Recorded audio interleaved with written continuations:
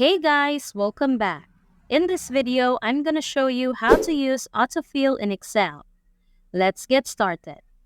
Let's say we want to generate a series of numbers from 1 to 10. Here's how you do it.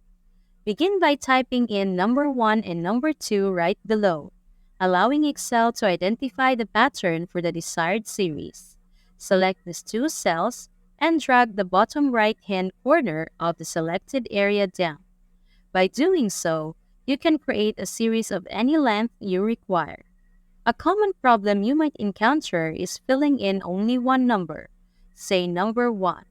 When you drag the corner of this cell, Excel may only copy the number 1 to all the selected cells.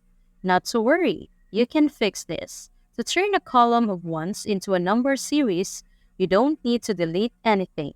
Simply roll out the Autofill Options menu in the bottom right-hand corner and switch from Copy Cells to Fill Series, which will change the column of ones into a number series.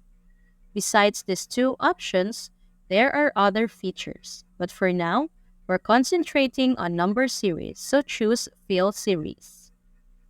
The selected cells in the column will now be populated with the desired values. This technique works both vertically and horizontally. But wait, there's more to autofill in Excel. You can create various types of series to suit your needs. For instance, if you want a series of even numbers, start by typing 2 and 4 to kickstart the series. Then autofill the rest. That's it. Well done. Thanks for watching. And if you found this video useful, don't forget to give it a thumbs up and hit that subscribe button for more content like this.